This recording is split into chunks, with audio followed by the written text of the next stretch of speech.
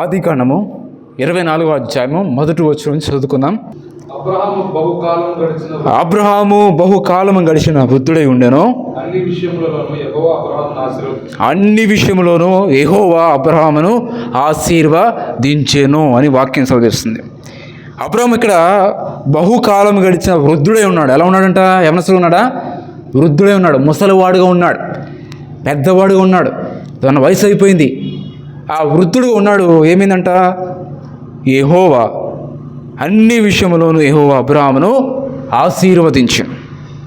అన్ని విషయంలో దేవుడు అబ్రహామును అన్ని విషయంలో ఆశీర్వదించాడంట. కొన్ని విషయంలో కాదు, ప్రతి విషయంలో దేవుడు అబ్రహామును ఆశీర్వదించాడు. కానీ కుటుంబంలో కానీ, ఆస్తి విషయం సరే, పిల్లల విషయం సరే, తనకున్న విషయంలో సరే, ప్రతి విషయంలో దేవుడు అబ్రహామును ఆశీర్వదించినట్లు మన బైబిల్లో చూస్తున్నాం. ఎవరైతే దేవుడిని నమ్ముకుంటారో, ఎవరైతే యేసు ప్రభువుని అంగీకరిస్తారో, దేవుడు వాళ్ళని తలగా ఉంచుతా కానీ తోకగా మాత్రం వాళ్ళను ఉంచాడు. దేవుడు అబ్రహామును అన్ని విషయాలు ఆశీర్వదించాడు. ఎంతమంది అన్ని విషయాల్లో ఆశీర్వదించబడాలి అనుకునేవారు ఉన్నారు? చేతులెత్తండి. నేను అన్ని విషయాలు ఆశీర్వదించబడాలనుకుంటున్నాను. ఓకే, కొంతమంది చేతులెత్తారు. అన్ని విషయాలు ఏంటి? మీకు అవసరం లేదా?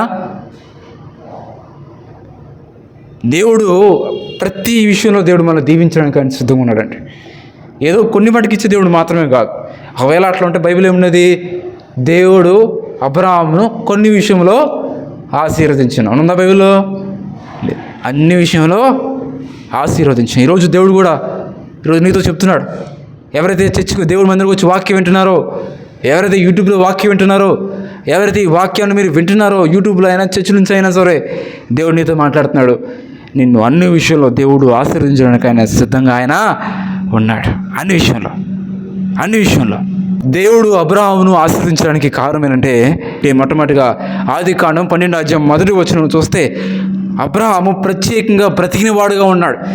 ఆదికాండం 12వ అధ్యాయం మొదటి వచనం, యెహోవా నీవు లేచి నీ దేశం నుండి, నీ బంధువుల యొద్ద నుండి, నీ తండ్రి యొద్ద నుండి బయలుదేరి నేను నీకు చూపించు దేశమునకు వెళ్ళుము. అబ్రహాములో ఉన్న ఒక లక్ష్యం ఏంటంటే, దాని కారణం ఏంటంటే, దేవుడు అతను అన్ని విషయాలు ఆశీర్వదించడానికి అబ్రహాము ప్రత్యేకంగా బ్రతికిన వాడుగా ఉన్నాడు. దేవుడు అకస్మాత్ చెప్పాడు, అబ్రహామా నువ్వు లేచి నీ తండ్రి దగ్గర నుంచి, నీ కుటుంబం దగ్గర నుంచి, నీ బంధువుల దగ్గర నుంచి, నీ ఆస్తి, నీ సంపద సమస్తాన్ని విడిచిపెట్టేసి నేను నీకు చూపించే దేశానికి నువ్వు వెళ్ళు. ఎంత కష్టమండి! మన ఏదో బైబిల్లో చదువుకోవడానికి బాగానే ఈజీగా ఉంటుంది అబ్రహాం వెళ్ళాడు అని, కానీ ఆ ప్లేస్లో మనకుంటే అర్థమవుతుంది. అకస్మాత్తుగా ఆలోచించడానికి మిమ్మల్ని ఆఫ్రికాకి వెళ్ళమంటే వెళ్తారు. ఇప్పుడు సాయంత్రం ప్రాంతం బుక్లు మొత్తం బ్యాగులు మొత్తం సర్జ్ చేసుకొని రేపు సాయంత్రం, ఈరోజు సాయంత్రకాలం మీరు ఆఫ్రికా ఫ్లైట్ ఎక్కిపోండి. ఎలా వెళ్ళాలో తెలీదు, ఎవరిని అడగాలో తెలీదు, మనుషులు చెప్పేవాళ్ళు లేరు, అక్కడికి వెళ్ళి ఏం చేస్తారో కూడా మీకు తెలియదు. వెళ్తారా? ఎంత కష్టంగా ఉంటుంది. కానీ దేవుడు చెప్పినప్పుడు అబ్రహాం విన్నాడు, లేచి వెళ్ళిపోయాడు. అతను ప్రత్యేకంగా జీవించేవాడు ఉన్నాడు. అక్కడ వాళ్ళ బ్రదర్స్ కానీ, వాళ్ళ తల్లిదండ్రులు కానీ అందరూ అన్యులు, విగ్రహారాధన చేసేవాళ్ళు. వాళ్ళు నీ దేవుడు ఎవరు నేను పిలిచారు, ఎందుకు వెళ్తున్నావు అక్కడికి, ఎందుకు దీన్ని మొక్కుతున్నావు అన్నప్పుడు అబ్రహాం వాళ్ళందరి మాట వినలేదు, కానీ ఆయన ప్రత్యేకంగా జీవించేవాడుగా ఉన్నాడు. ఈరోజు దేవుడు నేను ఎందుకు రక్షించుకున్నాడు తెలుసా? ఈ లోకం నుంచి ఎందుకు నేను వేరు చేసుకున్నాడు తెలుసా? నువ్వు ప్రత్యేకంగా జీవించడానికి. దేవుడు ఎప్పుడు నేను అన్ని విషయాల్లో ఆశీర్వదిస్తాడంటే, నువ్వు ప్రత్యేకంగా జీవించినప్పుడు. లోకానికి పాపానికి చోటు ఇవ్వకుండా, నీ పక్కన ఫ్రెండ్స్ సినిమాలు చూస్తున్నా, నీ పక్కన ఫ్రెండ్స్ తాగుతున్నా, వాళ్ళు దమ్ము కొడుతున్నా, స్మోక్ చేస్తున్నా, వాళ్ళు కై నీళ్ళు గుట్కాలు తింటున్నా, డ్రగ్స్ తీసుకున్నా సరే, నీ పక్కన వాళ్ళు ఎలా ఉన్నా సరే, నేను నా దేవుడి కోసమే జీవిస్తాను, నేను నా ప్రభు కొరకు నేను జీవిస్తాను, నా జీవితం వేసే కొరకు అని చెప్పేది ప్రత్యేకమైన జీవితం. నీ పక్కన చాలా చెబుతూ ఉంటారు, అన్నా మా ఫ్రెండ్ క్రిస్టియన్ అయినా, వాళ్ళు క్రిస్టియన్ అయినా, వాళ్ళు సినిమాలు చూస్తున్నారు, వీళ్ళు ఎలా ఉంటున్నారు, వాళ్ళు ఎలా ఉంటున్నారు, నేను ఎందుకు ఇలా ఉండకూడదు అని చెప్పి అనుకుంటారు. లేదండి, దేవుడు మనం ప్రత్యేకంగా చేసుకుని, దేవుడు నిన్ను వెలబెట్టి కొనుక్కునేందుకు మళ్ళీ పాపాలు జీవించడం కాదు. ఎవరినైతే దేవుడు ఆశీర్వదిస్తాడు అన్ని విషయాలు అంటే ప్రత్యేకంగా జీవించిన వాడు. Your unique. God made you as a unique. You should like a different and more and different style. You should be separated from the world have to live for Christ. క్రీస్తు కొరకు ప్రత్యేకంగా జీవించేవాడు ఉండాలి. ఎప్పుడైతే నీ జాబులో కానీ, నీ కాలేజీలో కానీ, మీ ఇంట్లో కానీ, మీ ఆఫీసులో కానీ, మీ బంధువుల దగ్గర కానీ వెళ్ళినప్పుడు సరే, మీరు ప్రభు కొరకు జీవిస్తారో అక్కడ కూడా ప్రభు కొరకు చాలామంది ఎలా ఉంటారంటే, ఇంట్లో బాగానే ఉంటారు, మందిరంలో బాగానే ఉంటారు, కానీ బంధువులకి ఇంటికి వెళ్ళిన తర్వాత అక్కడ అన్ని ఆచారాల్లో వాళ్ళు కూడా పాల్గొంటారు, వాళ్ళు కూడా సినిమాలు చూస్తారు. ఏంటి చూస్తుంటే మా మా మా ఇంట్లో చూడమన్నారండి, మా ఇంట్లో చూస్తే మేము చూసామండి, మర్చిపోయామండి, ఊరకే అండి అని కబుర్లు చెప్తూ ఉంటారు. దేవుడు నిన్ను సపరేటెడ్, నేను యూనిక్గా ఉండాలి, నువ్వు లోకానికి ప్రత్యేకంగా ఉండాలి, నువ్వు ప్రత్యేకంగా జీవించాలి అని చెప్పి దేవుడు కోరుకున్నాడు. నువ్వు ఎప్పుడైతే ఈ లోకానికి చోటు ఇవ్వకుండా, పాపానికి చోటు ఇవ్వకుండా, ఈ లోకంలో ఏ రంగులకు చోటు ఇవ్వకుండా నువ్వు ప్రత్యేకంగా ప్రభు కొరకు జీవిస్తావో అప్పుడు దేవుడు నిన్ను అన్ని విషయంలో ఆశీర్వదిస్తాడు. అన్ని విషయంలో నీ జాబ్లో, నీ కెరియర్లో, నీ ఫ్యూచర్లో, నీ కుటుంబంలో, నీ పిల్లల విషయంలో, నీ తల్లిదండ్రుల విషయంలో, నీ ఫ్యూచర్ పట్ల సమస్తం కూడా దేవుడు అన్ని విషయాలు ఏం చేస్తాడంట? ఆశీర్వదిస్తాడు. జీవిద్దామా ప్రత్యేకంగా? ఎంతమంది సిద్ధంగా ఉన్నారు ప్రత్యేకంగా జీవిస్తాను ప్రభు కొరకు అని? ఎస్, ఈరోజు దేవుడు కోరుకునేది అదే అండి, మనం ప్రత్యేకంగా ప్రభు కొరకు జీవించాలని. రెండోది, ఆదికాండం 12:1 నీవు లేచి నీ దేశం నుండి, నీ బంధువుల నుండి, నీ తండ్రి ఇంటి నుండి బయలుదేరి నేను నీకు చూపించు దేశం నాకు వెళ్ళుము. అబ్రాహాములో ఉన్న ఏంటంటే, రెండోది ఏంటంటే, అబ్రాహాము దేవుని మీద ఆధారపడేవాడుగా ఉన్నాడు. ఎప్పుడైతే దేవుడు లేచి నువ్వు ఉన్న ప్రాంతంలో దేశం విడిచిపెట్టి నీకు చూపించే దేశానికి వెళ్ళు అని చెప్పినప్పుడు తన ఫ్రెండ్స్ని, బ్యాక్గ్రౌండ్ అని పిలుచుకొని రాలేదు, వాళ్ళ నాన్న దగ్గర డబ్బులు అడగలేదు, వెళ్ళిపోయాడు గుడ్డిగా. నానా నీ ఆస్తి కూడా నాకు ఇవ్వని అడిగాడా? వాళ్ళ తండ్రి ఆస్తి అడుగుతుందా? అట్లా అబ్రాహాము, తండ్రి నీ ఆస్తి కూడా నాకు ఇమ్ము, నేను వెళ్తాను అనుందా? ఏముందా అక్కడ? తండ్రితో మాట్లాడుతున్నట్టు కానీ, ఆస్తి తీసుకున్నట్టు కానీ ఏమి కూడా తనకు ఉన్న దాంట్లో తీసుకుని వచ్చాడు. తన తండ్రి ఆస్తిని కానీ, ఎక్స్ట్రా ఆస్తి కానీ, ఫ్రెండ్స్ని కానీ పిలుచుకుంటుందా? అబ్రాహాము దేవుడి మీద ఆధారపడ్డాడు. ఆ జర్నీ చేసినప్పుడు ఎన్ని కష్టాలు వచ్చుంటాయో, ఎన్ని ఆటంకాలు వచ్చుంటాయో. ఈరోజు మనం ఎవరి మీద ఆధారపడాలంట? దేవుడి మీద ఆధారపడాలి. అబ్రాహాము దేవుడి మీద ఆధారపడ్డాడు. తనకి పిల్లలు లేరని తనకు తెలుసు.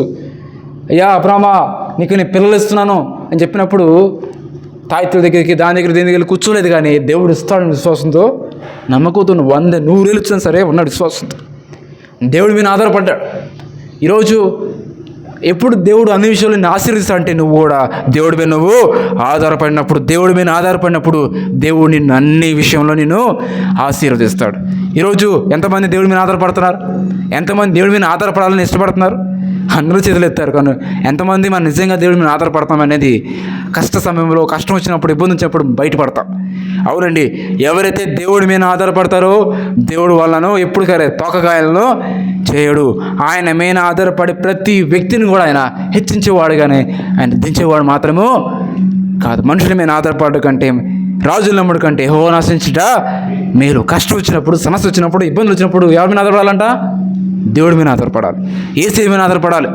అన్నీ ఉన్నప్పుడు దేవుడి దగ్గర రావడం కాదు, ఏమీ లేనప్పుడు, కష్టాల్లో, ఇబ్బందులు కూడా యేసయ్య నీ దగ్గరికి వచ్చాను ప్రభు అని మనుషుల దగ్గరికి వెళ్ళలేదు. ఈరోజు నువ్వు ఎగ్జామ్స్ రాస్తున్నావు, నువ్వు నీ ముందు ఫ్రెండ్ కానీ ఎవరన్నా పక్కన చూసి రాయమన్నారు, స్లిప్ రాయమన్నారు. ఏంటండి ఎప్పుడు మీరు స్లిప్లు రాయలేదా? మొహాలు తెల్లబోలేదు కూర్చున్నారు, స్లిప్ రాశారు కదా. ఆ రాస్తున్నప్పుడు ఎట్లా ఉంటుంది? ఎంటదండి చూసి రాస్తారు, బాగానే ఉంది. ఇప్పుడు నువ్వు మనుషుల మీద ఆధారపడినట్ట, దేవుడి మీద ఆధారపడినట్ట? మనుషుల మీద ఆధారపడినట్టు. నీకు డబ్బులు లేవు, ఇంటికి అద్దె కట్టుకుని డబ్బులు లేవు, తినడానికి డబ్బులు లేవు. ఇప్పుడు నువ్వు మనుషుల దగ్గరికి వెళ్ళి అప్పులు అడుగుతున్నావు. నువ్వు మనుషుల్ని ఆధారపడుతున్నావా, దేవుడి మీద ఆధారపడుతున్నావా? మనుషుల మీద ఆధారపడుతున్నావు. దేవుడి పైన ఆధారపడడం అంటే నీకున్నా లేకపోయినా సరే దేవుడు నాకు ఇస్తాడు విశ్వాసంతో ఉన్న దాంట్లో కష్టపడి దేవుడి మీద ఆయన చేస్తాడు అని ఆయన మీద ఆధారపడమే దేవుడి మీద ఆధారపడడం అంటే. ఎప్పుడైతే మనం దేవుడి మీద ఆధారపడతామో దేవుడు కూడా మనను అన్ని విషయంలో ఆశీర్వదిస్తాడు. ఈరోజు నువ్వు ఎవరి మీద ఆధారపడాలంటే నీ తల్లిదండ్రుల మీద కాదు, బంధువుల మీద కాదు. ఎవరి మీద ఆధారపడాలంట? నీ దేవుడు అనేవాడు, నిన్ను సృష్టించిన వాడు, నిన్ను రూపించిన వాడు, నిన్ను తయారు చేసిన వాడు, నాసికందరూ ఊపిరి పోసిన వాడు, కొరకు మరణించిన వాడు, నీ కొరకు రక్తాన్ని చిందించిన వాడు, నీకు రక్షణ ఇచ్చిన వాడు. అతని మీద నువ్వు ఆధారపడినప్పుడు నీ జీవితంలో అన్ని విషయాలుగా నువ్వు ఆశీర్వదించబడతావు. తర్వాత చూద్దాం. మూడవది, ఆదికాండము 22 మొదటి నుంచి 2 వచనాలు. ఆ సంగతులు జరిగిన తర్వాత దేవుడు అబ్రహామును పరిశోధించెను. ఎట్లనగా అబ్రహామా అని పిలవగా అతడు చిత్తము ప్రభువా నేను. అప్పుడు ఆయన, నీకు ఒక్కడై ఉన్న నీ కుమారుని అనగా నీవు ప్రేమించిన ఇస్సాకును తీసుకొని మోరియా దేశానికి వెళ్ళి అక్కడ నేను నీతో చెప్పబో పర్వతం మీద ఒక దాని మీద దహన బలుగా దాన్ని అర్పించమని చెప్పాను. దేవుడు అన్నాడు, దేవుడేమో ఎప్పుడుకో ఇచ్చాడు, ఇప్పటికి 100 ఏళ్ళకి ఇప్పుడు ఇచ్చాడు. ఇచ్చి దేవుడు అన్నాడంటే, అబ్రామా నువ్వు లేచి ఎక్కడైనా నీ కుమారుని తీసుకుని రా, ఆ మోరియా దేశంకి వెళ్ళి అక్కడ ఏం చేయాలి, నువ్వు నీ కుమారుని బలర్పించని చెప్పినప్పుడు నిజంగా చూడండి, ఏ కన్న తండ్రికైనా తల్లికైనా ఎంత ఇదిగా ఉంటుంది చూసారా.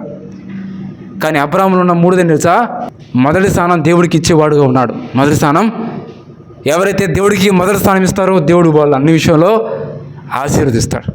ఒక మిషనరీ ఉన్నారు, ఆయన ఎరిక్ లిడిల్ అని, ఆయనక రన్నింగ్ చేసే ఆయన. అయితే ఆయన రన్నింగ్ చేస్తూ ఉండేవాళ్ళు, అట్లా తనకి అవార్డులు వచ్చాయి, ఆ యొక్క ప్రోగ్రామ్స్లో మ్యాచెస్లో గెలుస్తూ ఉండేవాడు, తనకు నేమ్ వచ్చింది. అయితే ఒక రోజు ఏమైందంటే 200 మీటర్స్ అనే ఒక మీటర్ చెప్పారు. ఆ 200 మీటర్స్ అది గెలిస్తే తన ప్రపంచంలో గొప్ప స్థాయిలో వెళ్ళిపోతాడు. ఎన్ని సంవత్సరాలు తను కష్టపడింది దానికోసమే, 100 మీటర్లు 200 మీటర్లు ఆ గెలిస్తే, అందులో పాల్గొంటే తను గెలిస్తే ఖచ్చితంగా తనకు ఒక గొప్ప పేరు వస్తుంది. అయితే తను ప్రిపేర్ అవుతున్నాడు, బాగా ప్రాక్టీస్ చేస్తున్నాడు, రన్నింగ్కి చేస్తున్నాడు. ఒక రోజు ఏమైందంటే ఎరిక్ లిడిల్కి ఒక న్యూస్ వచ్చింది. ఆ ప్రోగ్రామ్ ఎప్పుడంట, మ్యాచ్ ఆదివారం, సండే వచ్చింది. సండే వస్తే వాళ్ళు అడుగుతున్నారు, కోచ్ అడుగుతున్నారు, ఎరిక్ వచ్చేసే ప్రాక్టీస్ అంటే వాళ్ళు అంటున్నారంట, వారితో అన్నాడు, నేను రాను సార్, ఆదివారము దేవుని మందిరం, ఆదివారము నేను ఏ పని కూడా నేను చేయను, నేను ఆడను, నేను ఏది కూడా చేయను, వెళ్ళి పార్టిసిపేట్ చేయను, నేను దేవుడి మీద ఆధారపడతాను, నా మొదటి స్థానం దేవుడికి ఇస్తాను చెప్పినప్పుడు అక్కడ కోచ్ కానీ ఉన్నారు, అందరూ తిట్టారంట, వాళ్ళు హేళన చేశారు, వాళ్ళు నవ్వుకున్నారు. పిచ్చోళ్ళ ఉన్నాడు, అరే 200 మీటర్ల ప్రోగ్రామ్ రన్నింగ్ వద్దంటున్నాడు ఏంటి, ఎన్ని అవార్డులు వస్తాయి, ఎన్ని ప్రశంసలు వస్తాయి, ఎన్ని ప్రశంసలు వస్తాయి, ప్రపంచం మొత్తం కూడా ప్రఖ్యాతిగాంచిగా ఒక అవార్డు వస్తుంది కదా, ఇంత గొప్ప రేసుని ఎందుకు వద్దనుకున్నాడు, పిచ్చి పెట్టని చెప్పి అన్నారంట.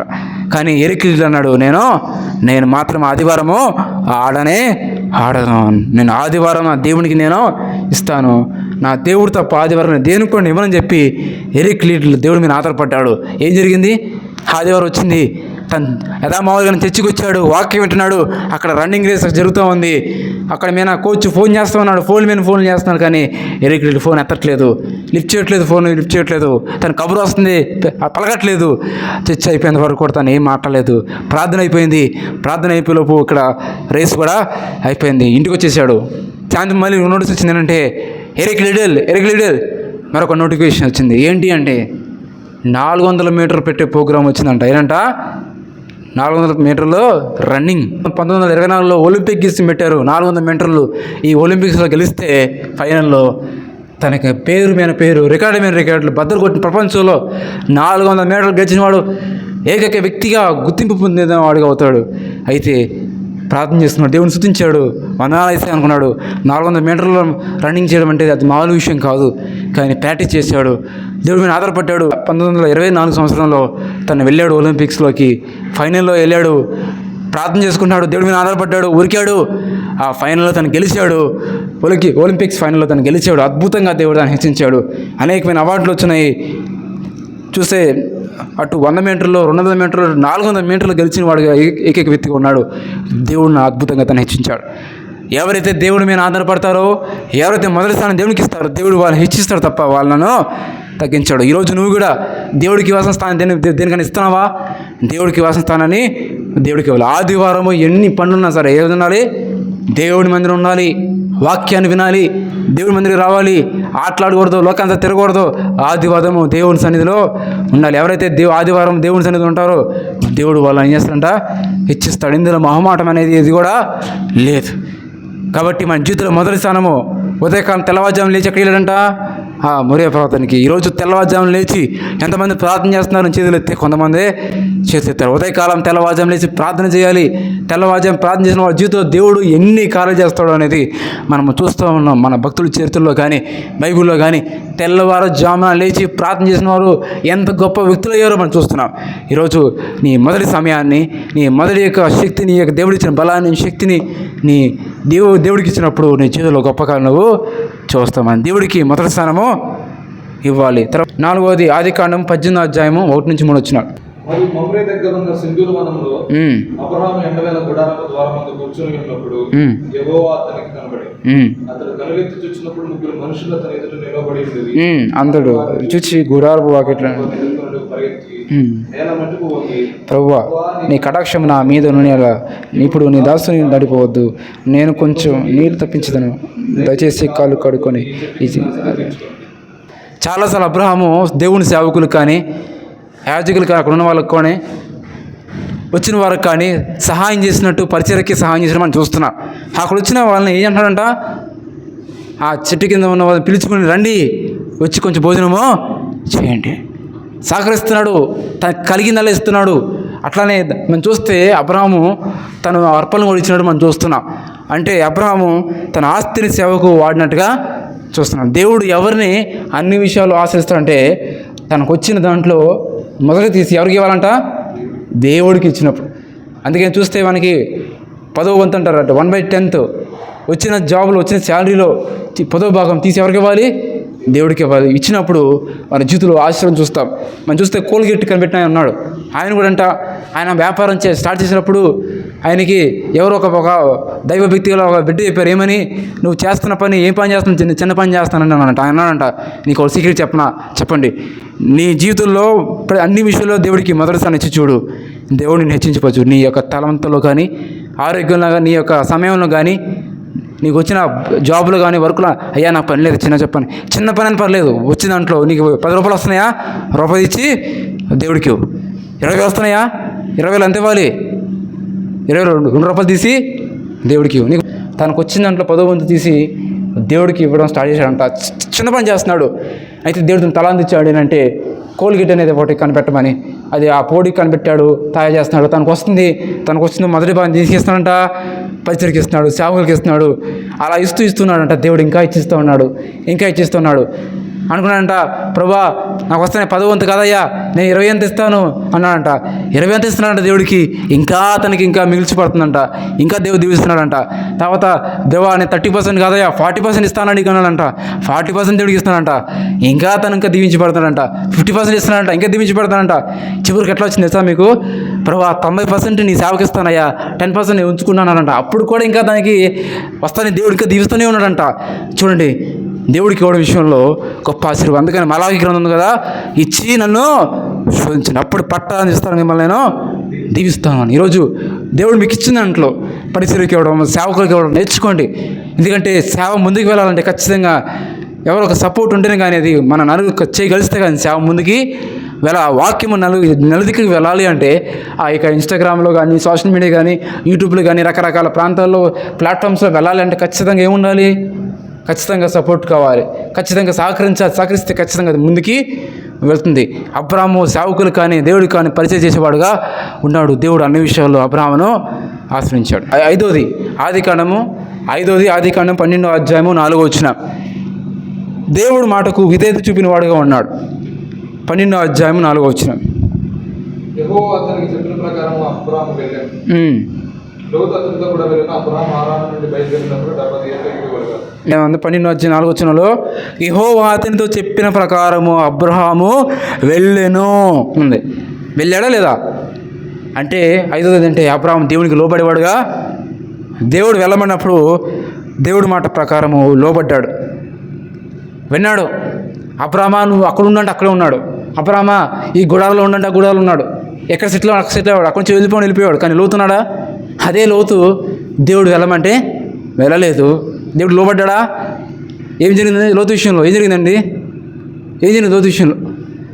తన కుటుంబం ఏమైపోయింది, దేనికి శాపగ్రస్తులు అయిపోయారు. వాళ్ళ భార్య ఉపస్తంభం అయిపోయింది, పిల్లలు సంతానం మొత్తం దేవుడికి వ్యతిరేకంగా అయిపోయింది. దేవుడి మాటకు విధేయత చూపించిన అబ్రహాం మాత్రం దీవించబడ్డాడు. తన పిల్లల తరతరాలు కూడా ఆశీర్వదించబడ్డారు. అబ్రహాంలో ఉన్న ఏంటంటే విధేయత. నీ ఒకగానొక కుమారుని తీసుకుని బలైపోయినప్పుడు విధేయత చూపించాడు. నువ్వు లేచి ఆ దేశానికి వెళ్ళినప్పుడు లేచి ఆ దేశానికి వెళ్ళాడు. ఎప్పుడైతే దేవుడికి విధేయత చూపిస్తామో మన చేతిలో కూడా దేవుడు మనను ఆశీర్వదిస్తాడు. కాబట్టి మన జీవితంలో ఇవన్నీ ఉన్నప్పుడు కూడా దేవుడు మనల్ని కూడా అన్ని విషయంలో ఆశీర్వదిస్తాడు. మొట్టమొదటిగా ఏంటంట ప్రత్యేకంగా జీవించాలి. ఇదేనంట దేవుడి మీద ఆధారపడాలి. 3వది ఏంటిది, మొదటి స్థానం దేవుడికి ఇవ్వాలి. 4వది, మనం ఉన్న దాంట్లో దేవుడికి పరిచర్యకు సేవకు మనము సమర్పించాలి. 5వది ఏంటంటే దేవుడికి విధేయత మనము చూపించాలి. ఇవన్నీ జరిగినప్పుడు అప్పుడు దేవుడు మనల్ని అన్ని విషయంలో ఆశీర్వదిస్తాడు. Let us pray. ప్రార్థన చేసుకుందాం. ప్రభువా,